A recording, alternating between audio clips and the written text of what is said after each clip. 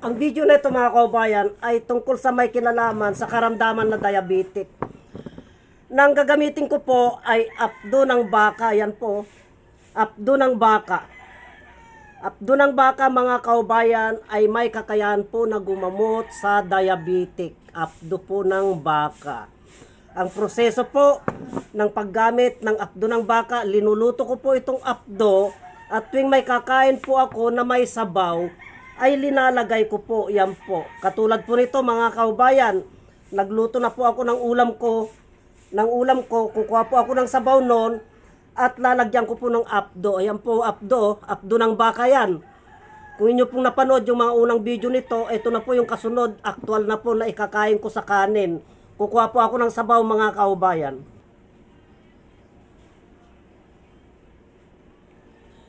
Ito na po mga kaubayan, kahit anong klase pong sabaw yan. Kahit anong klaseng sabaw po yan, pwede. Linaga, sinigang, pwede po. Tapos po, ang proseso po niyan, lalagyan ko na po niyan. O ito po, ayan po. Yan po ang apdo ng baka mga kaubayan, no? Yan po. Yung pait po ng apdo ng baka ay may kakayahan po na kontrolin yung asukal natin sa loob ng katawan. Hindi po aatake ang diabetic mga kaubayan. Basta tilagay po lamang natin sa tamang proseso, hindi po nakakalason ito. Wala din pong iniwan ito sa apdo ng bangus, apdo ng tilapia. Kung inyo na pong napapanood yung mga ipinalabas ko pong video noon at sinasabi ko, meron po tayong mga ilang klase na uri ng hayop na may kakayahan na gumamot ng diabetic na gamit-gamit po yung kanilang apdo. Isa na nga po itong baka, mga kaubayan, kambing, kalabaw, na yan po, may kakayahan po na labanan yung asukal natin sa loob ng katawan, yung diabetic po. At pagdating naman po sa isda, bangus po at tilapia. May kakayahan po yan. Katulad nito, apdo ng tilapia po yan, no? Kaya pinamilihan ko po, namili po ako kung alin po ang gagamitin ko ngayon na, kasi kakain na po ako. Ito pong kanin ko, kakain na po ako. Oh. Yan. Kakain na po ako. At ang ulam ko po, ang sabaw ko po, meron pong apdo lagi. Yan po. Ito po, kulay berde po yan. Pag apdo ng baka, ito po siya. Naluto na po. Yan. Oh. Nung bumili po ako niyan, linuto ko na po.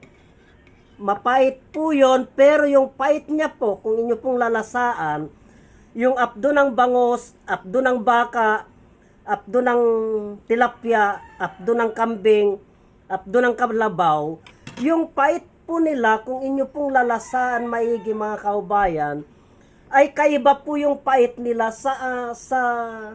sa ibang halamang gamot o apdo. Kaiba po yung pait nila kasi ang pait po nila, kahit puro-puruin mo po yan, ito po puro-puro,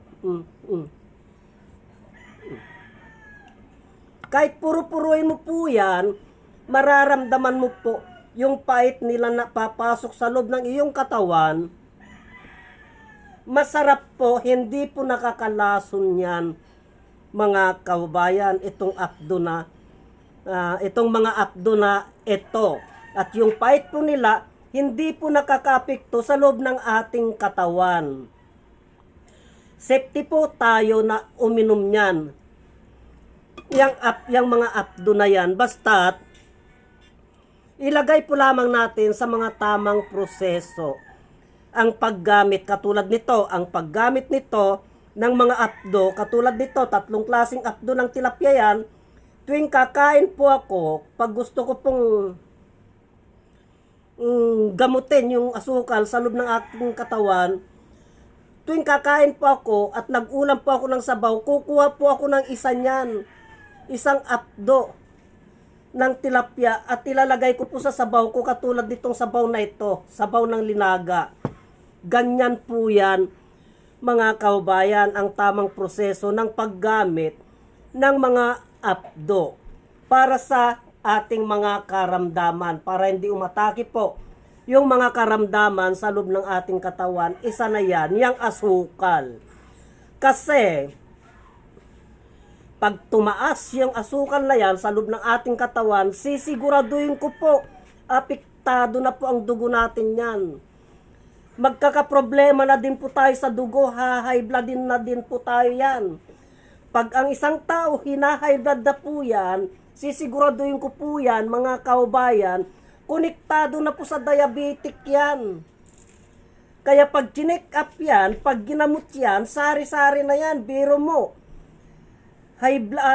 Diabetic, simple, isang uri ng gamot lamang ang ipapasok mo sa loob ng iyong katawan. Pag di mo naagapan, magiging dalawa na, kasi diabetic at high blood na ang inumin mo para nasabay. Ganyan po mga kaubayan, diyan po tayo nagkakaproblema kung minsan sa mga ipinapasok po natin sa loob ng ating katawan. Yan po. Sana po may naintindihan kayo. Binahagi ko na ito mga kaubayan. Kung gusto nyo naman pong i-share ang mga videos na ito, paki-share po. Nasa sa inyo na po yun kung gusto nyo i-share. At marami pong salamat.